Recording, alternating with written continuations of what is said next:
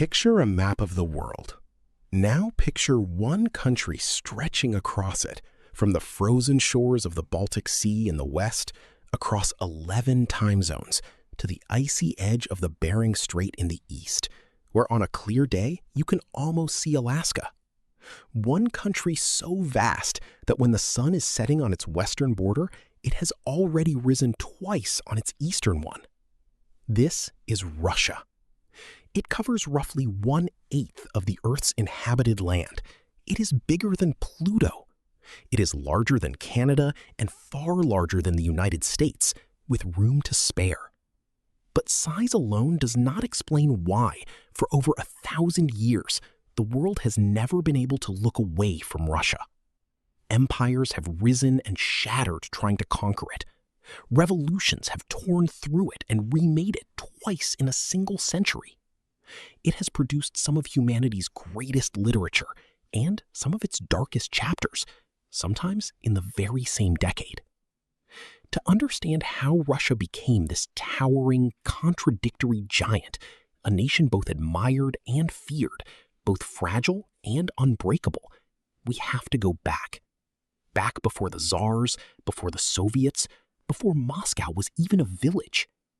We have to go back to a handful of scattered tribes, a river trade route, and a group of Scandinavian adventurers who arrived looking for silver and left behind a state. This is the story of how Russia stood tall. Long before there was a Russia, there was simply a vast, half-wild expanse of forest and steppe stretching across Eastern Europe.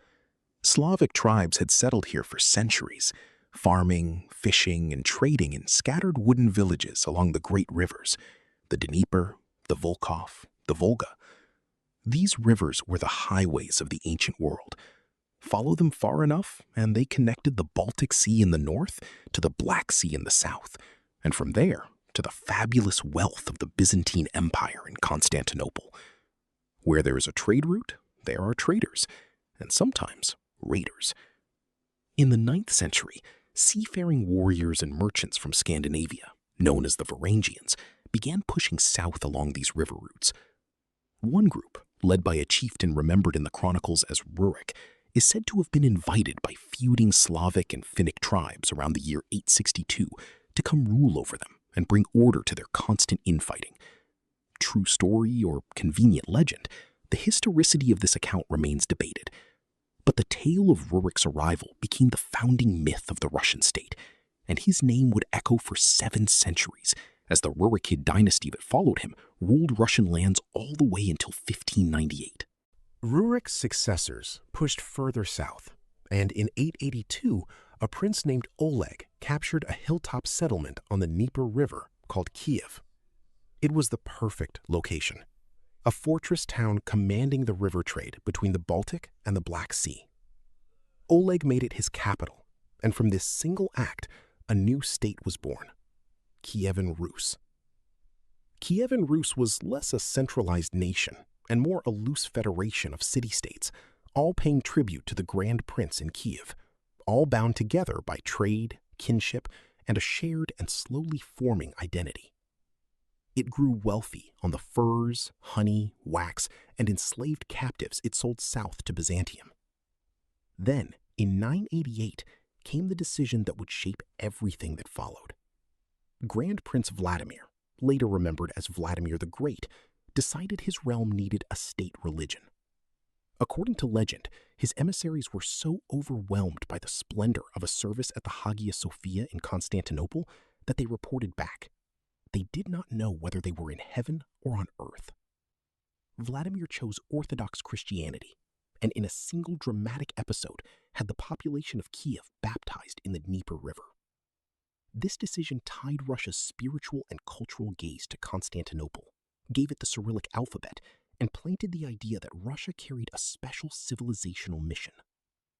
Kievan Rus reached its height under Vladimir's son, Yaroslav the Wise, in the 11th century, a golden age of law codes, cathedral building, and marriage alliances that connected Kievan princesses to royal courts across Europe.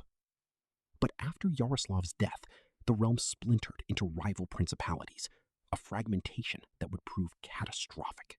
In the early 13th century, a Mongol empire builder named Genghis Khan was uniting the tribes of the steppe into the most devastating military machine the world had yet seen. After his death, his descendants turned their armies west. In 1237, a Mongol force under Batu Khan, Genghis's grandson, swept into the fractured Russian principalities. The devastation was almost unimaginable. City after city was besieged, sacked, and burned. Ryazan, Vladimir, and in 1240, Kiev itself, the mother of Russian cities, reduced to rubble. A papal envoy who passed through several years later described finding fields littered with skulls and bones. The princes of Rus, disunited and unable to mount a common defense, were crushed piecemeal. What followed is remembered in Russian history as the Mongol Yoke, roughly 2.5 centuries during which Russian principalities existed as tribute-paying vassals of the Mongol-founded Golden Horde. Russian princes had to travel to the Horde's capital to receive their patent to rule, competing with and often informing on one another for the Khan's favor. This system left a lasting influence on Russian political culture, teaching its rulers habits of centralized, autocratic control, suspicion of rivals, and a deep cultural anxiety about invasion from the open frontier to the east and south. But there is another side to this dark chapter. While the Mongols demanded tribute and obedience, they largely left local religion, customs, and princely administration intact, ruling indirectly through the very princes they had subdued. And crucially, one previously minor city used this arrangement to its enormous advantage: Moscow. Moscow's princes made themselves indispensable to the Mongol Khans, collecting tribute on their behalf from other Russian principalities, currying favor, and using Mongol backing to systematically outmaneuver their rivals. The Russian Orthodox Church gradually shifted its center of influence to Moscow during the 14th century, particularly after Metropolitan Peter moved his residence there in 1325, giving the city enormous religious as well as political prestige. By the late 15th century, the Golden Horde itself had fractured and weakened. In 1480, Grand Prince Ivan III, later known as Ivan the Great, simply refused to pay further tribute. The two armies faced off across the Ugra River, stared at each other for weeks, and then both withdrew without a major battle. It was decisive. The Mongol Yoke was over. Ivan III began styling himself sovereign of all Rus, married a Byzantine princess after the fall of Constantinople to the Ottomans in 1453, and adopted the double-headed eagle as a symbol. A monk of the era gave this idea its lasting name. Moscow was the third Rome, and, he wrote, there would not be a fourth. In 1547, Ivan III's grandson took a title no Russian ruler had formally claimed before: Tsar, a Russian rendering of Caesar. Ivan IV was crowned not merely as a prince among princes, but as a sacred, autocratic monarch answerable to God alone. History remembers him by a nickname that captures both his genius and his horror: Ivan the Terrible. Though the original Russian, Grozny, is closer to formidable or awe-inspiring than simply cruel. The early decades of Ivan's reign were genuinely transformative. He reformed the legal code, convened Russia's first national assembly, reorganized the military, and dramatically expanded Russian territory. His armies conquered the Khanates of Kazan and Astrakhan, former fragments of the Golden Horde, opening the entire Volga River to Russian control and pushing Russian influence toward the Caspian Sea and, for the first time, into Siberia. Following the death of his beloved first wife in 1560, his behavior became increasingly erratic and paranoid, convinced the boyars, the old aristocracy, were plotting against him. He created a private police force and personal territory called the Oprichnina, essentially a state within a state, whose black-cloaked agents terrorized the nobility with executions, confiscations, and massacres. The city of Novgorod, suspected of disloyalty, was sacked by Ivan's own forces in an orgy of violence that killed thousands of its own citizens. In a moment of rage in 1581, Ivan struck his own son and heir with a staff, killing him, a tragedy immortalized in one of Russia's most famous paintings. By the time Ivan died in 1584, he left behind a larger, more centralized, more autocratic Russia, and a succession crisis that would soon plunge the country into chaos. This is the paradox that recurs again and again in Russian history: expansion and terror, greatness and catastrophe, arriving hand in hand, often from the same ruler. Ivan's surviving son was weak and left no heir, and the ancient Rurik dynasty that had ruled since the days of Kiev finally died out. What followed, from roughly 1598 to 1613, is remembered simply as the time of troubles, a period of famine, civil war, pretender Tsars claiming to be Ivan's dead son risen from the grave, and foreign intervention, as Polish and Swedish forces took advantage of the chaos to occupy Russian territory, including Moscow itself. Russia came remarkably close to ceasing to exist as an independent state in this period. It was saved in the end, not by aristocrats or armies alone, but partly by a grassroots uprising. A militia raised by a butcher named Kuzma Minin and a prince named Dmitry Pozarsky, which retook Moscow from Polish occupiers in 1612. The following year, a national assembly of nobles, clergy, and townsmen gathered and elected a new Tsar, 16-year-old Michael Romanov. No one could have known that the Romanov dynasty, born from this desperate assembly in a broken, war-ravaged country, would go on to rule Russia for the next 304 years. The 17th century that followed was a slow rebuilding, recovering lost territory, formalizing serfdom into a rigid legal institution that would bind Russian peasants to the land for the next 2.5 centuries, and pushing Russian explorers and fur trappers ever further east across Siberia, reaching the Pacific Ocean by the 1640s. Quietly, Russia had become the largest contiguous state on Earth. Few individuals have reshaped a nation as forcefully, as personally, as Peter the Great. Coming to full power in the late 17th century, young Peter looked at Russia and saw a country still dressing, fighting, and governing itself like a medieval state, while Western Europe surged ahead with new science, new armies, and new wealth from global trade. Peter's response was one of the most audacious acts of self-directed national transformation in history. He traveled incognito through Western Europe, working, according to legend, as an actual shipwright in Dutch and English shipyards to learn naval engineering firsthand.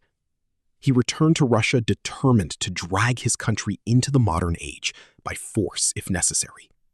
He ordered nobles to shave their traditional beards, sometimes personally wielding the razor. He replaced flowing traditional robes with Western dress. He reformed the military along European lines, built Russia's first real navy from nothing, reorganized the government bureaucracy, simplified the alphabet, and even reformed the calendar. He fought a grinding 21-year war against Sweden, and after crushing the Swedish army at the Battle of Poltava in 1709, Russia emerged as the dominant power on the Baltic Sea. And then, on marshy, unpromising land at the mouth of the Neva River, Peter did something almost unthinkable. He built an entirely new capital city from scratch, naming it after his patron saint. St. Petersburg was constructed at enormous human cost, laborers dying by the thousands in the swampy conditions, but it was designed as a deliberate statement to the world.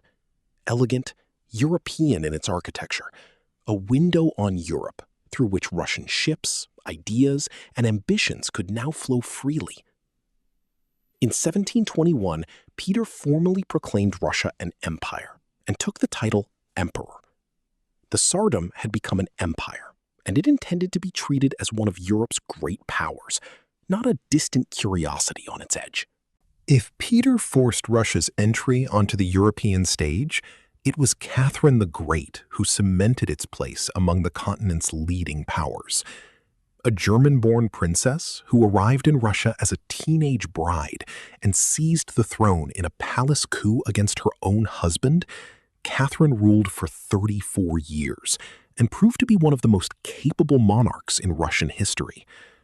Catherine corresponded with Voltaire and other leading thinkers of the European Enlightenment, styled herself as an enlightened despot, and worked, with limited but real success, to reform Russian law, expand education, and modernize administration. But her most lasting impact was territorial.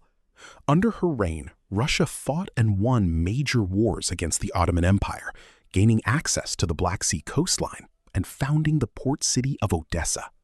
She annexed Crimea in 1783, and she participated with Prussia and Austria in the partitions of Poland, absorbing enormous new territories in the west.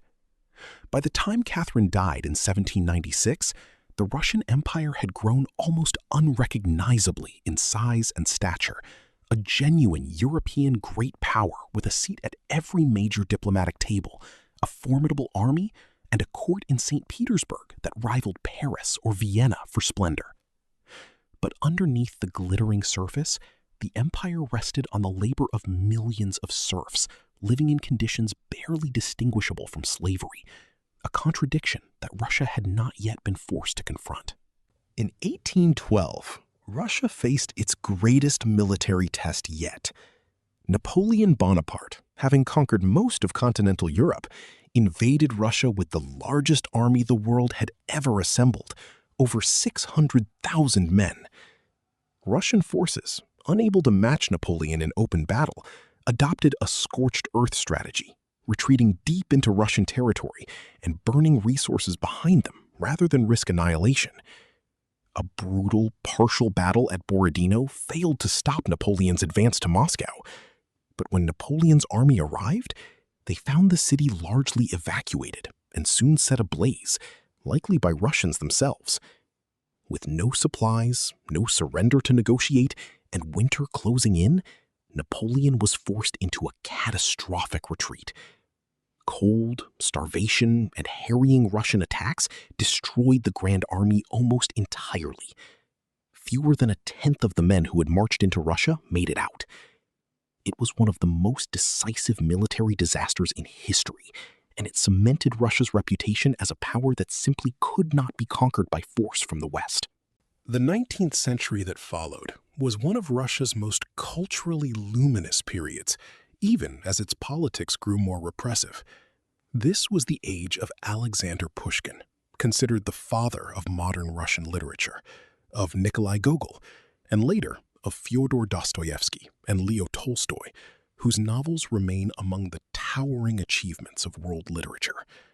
Russian composers like Tchaikovsky and the Mighty Five were producing music that would become part of the global classical repertoire. That system finally ended under Tsar Alexander II, who emancipated Russia's serfs in 1861, freeing over 20 million people from bondage to the land in one of the largest emancipations in history.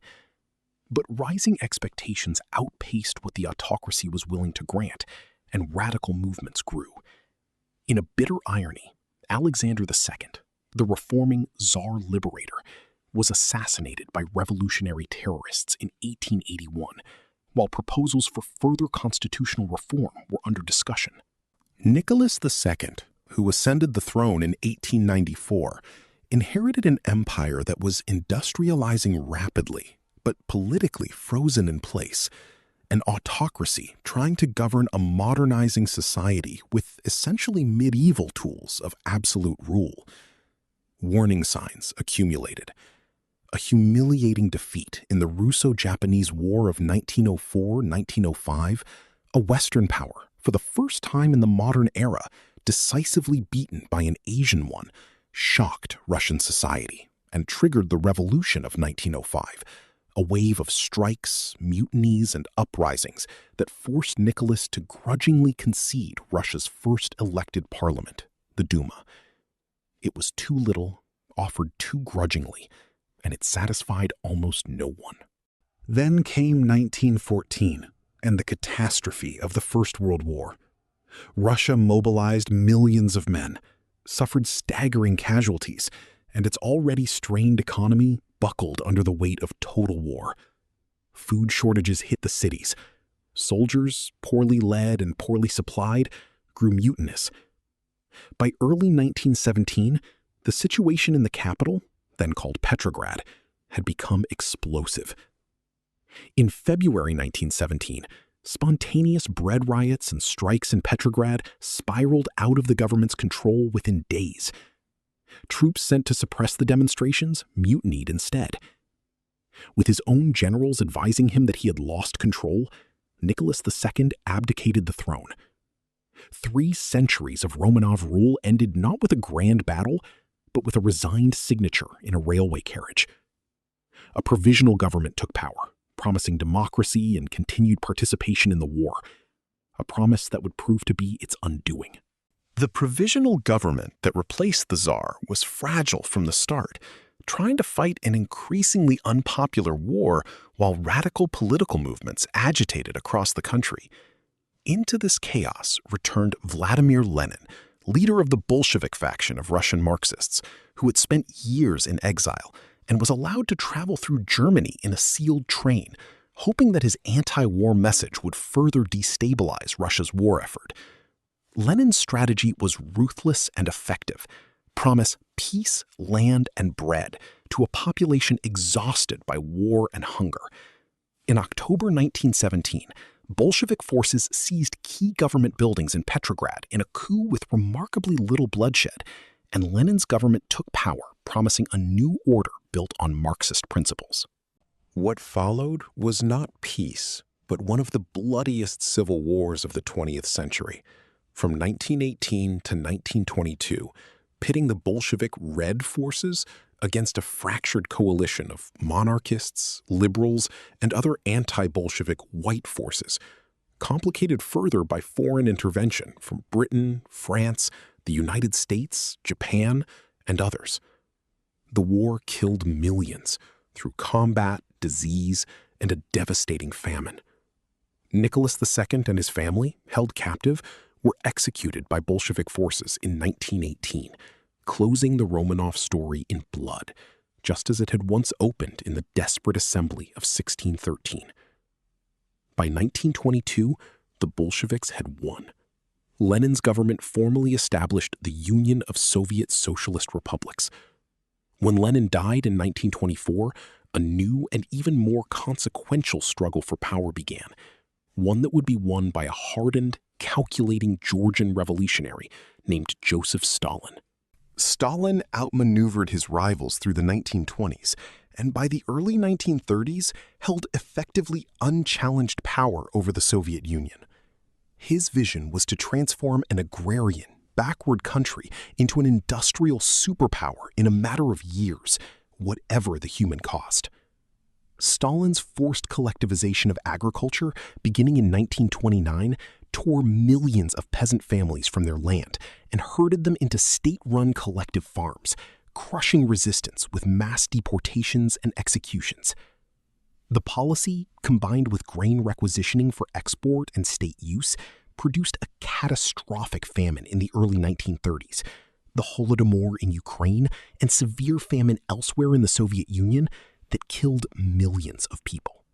Simultaneously, Stalin's series of 5-year plans drove genuinely staggering industrial growth, building entire new cities, steel mills, and dam projects from nothing, transforming the USSR's industrial capacity in barely a decade.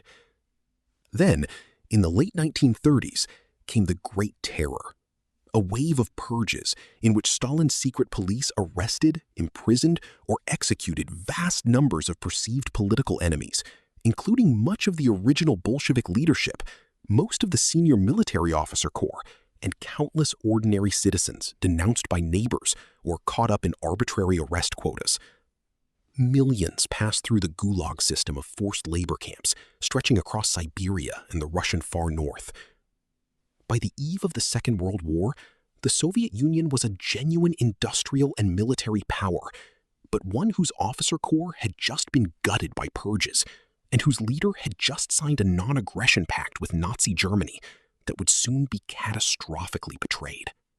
On June 22, 1941, Nazi Germany launched Operation Barbarossa, the largest invasion in military history, tearing across the Soviet border with over 3 million troops.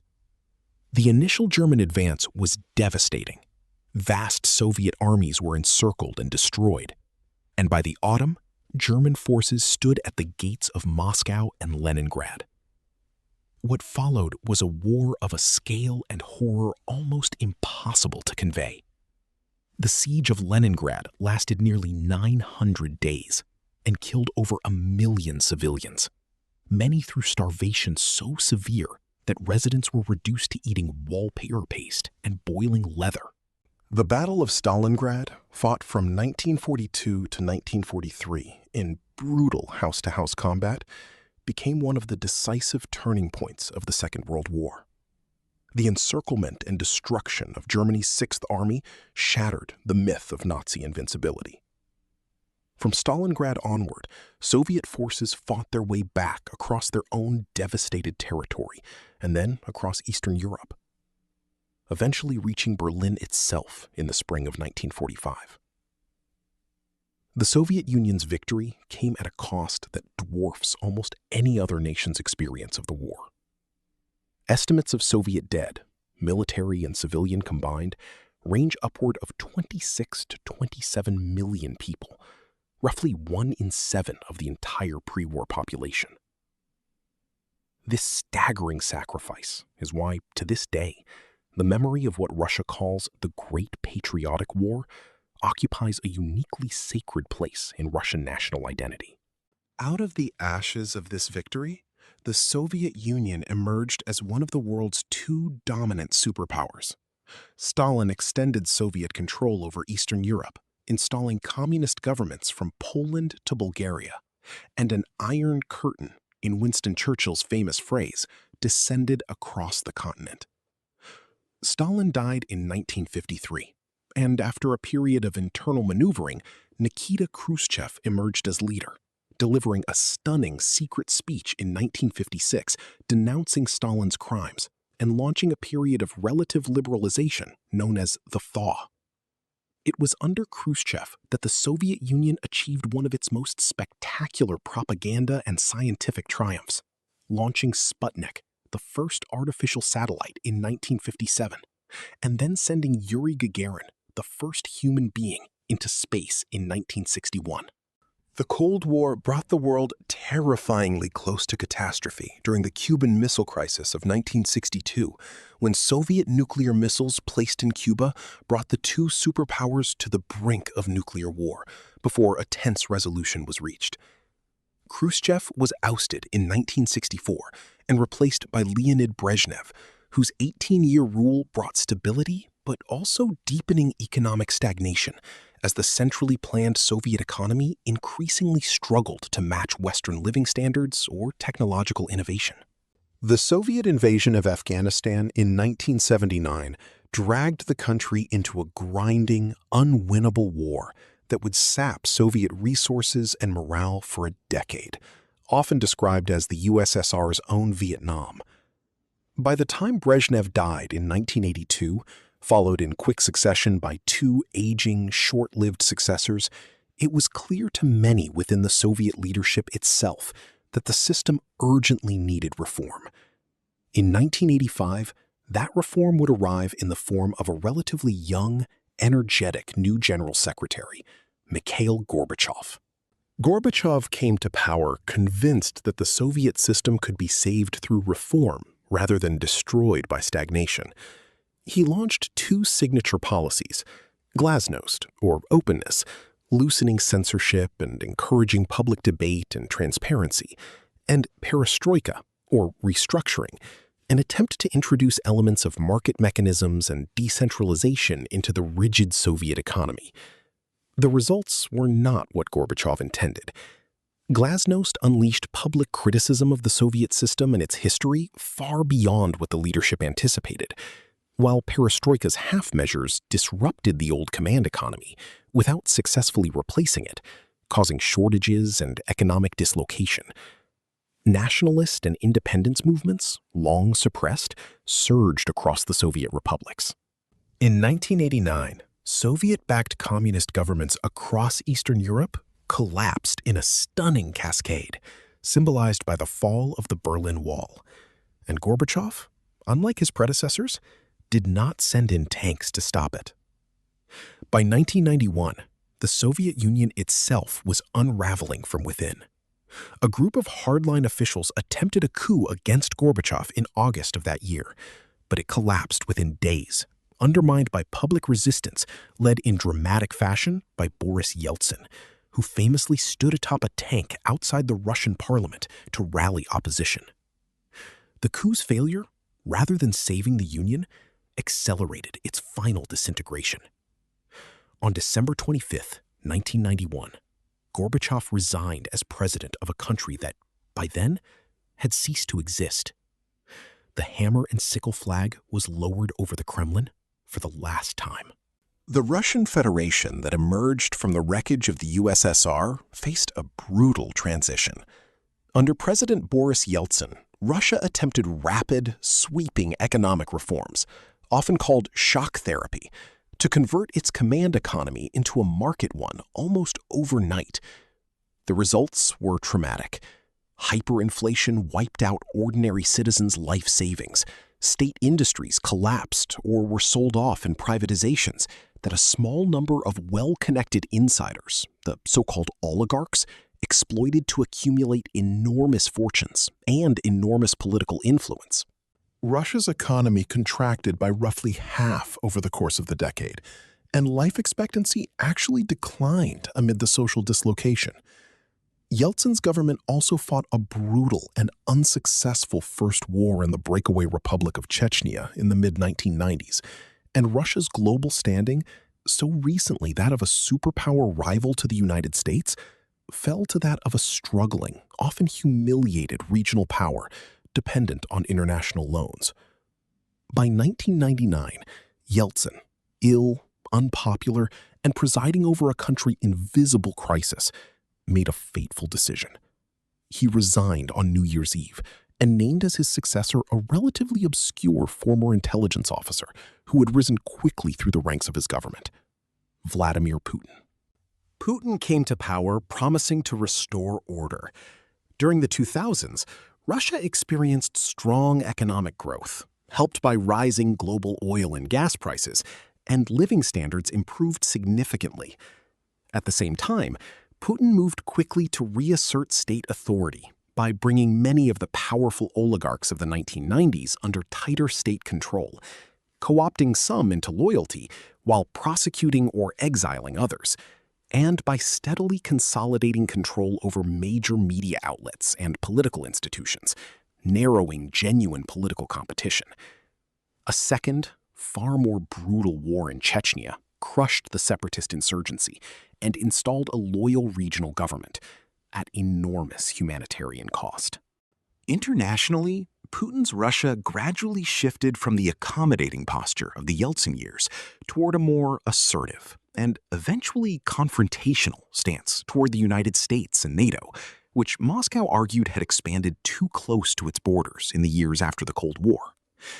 That assertiveness turned to open military action in 2008, when Russia fought a brief war against Georgia over the breakaway regions of South Ossetia and Abkhazia. Then, following the 2014 Euromaidan protests and the removal of President Viktor Yanukovych from office, Russia annexed Crimea and backed separatist forces in eastern Ukraine's Donbass region, actions that drew international sanctions and marked a decisive rupture with the West. That rupture became a full-scale war in February 2022, when Russia launched a massive invasion of Ukraine, aiming, by Moscow's own stated goals, to prevent Ukraine's integration into Western institutions and to assert Russian influence over what it considers its historical sphere. The war has proven far longer and costlier than Russia's initial planning appeared to anticipate, triggering the most extensive Western sanctions regime ever assembled against a major economy, and reshaping European security arrangements, including a historic expansion of NATO itself. As of the middle of 2026, the war continues, with a grinding front line in eastern Ukraine, periodic long-range missile and drone strikes reaching deep into both countries, and diplomatic efforts to reach a settlement so far unresolved. It remains one of the defining, unfinished stories of Russia's modern history. So how did a scattering of forest tribes along a handful of trading rivers become the largest country on Earth? A nation that has toppled Napoleon, broken the back of Nazi Germany, put the first human in space, and reinvented its entire political and economic system not once, but twice in a single century. Part of the answer is sheer staggering geography, a landmass so vast that it has swallowed invading armies whole, buying Russia time that smaller nations never had. Part of it is a political culture, forged in the long shadow of Mongol domination and tempered further under czars and general secretaries alike, that has repeatedly proven willing to endure almost unimaginable sacrifice and centralize enormous power in the name of survival and strength. And part of it is a deep, often turbulent, but undeniably real civilizational identity. Orthodox in its origins, Europeanized by Peter and Catherine, revolutionized by Lenin and Stalin, and still very much asserting itself on the world stage today. That has given successive generations of Russians a sense that their nation carries a unique historical mission, whether as the Third Rome, the vanguard of world revolution, or a modern great power reclaiming its place at the table. From Rurik's river fortresses to Gagarin's orbit, from the ashes of Kiev under Mongol siege to the ashes of Berlin under Soviet artillery, Russia's history has been a story told again and again in extremes. Extreme suffering, extreme ambition, extreme endurance. It is a history that has never been quiet. And watching the headlines today, it is a history that is clearly not finished yet. Russia's story is far from over, and neither is ours.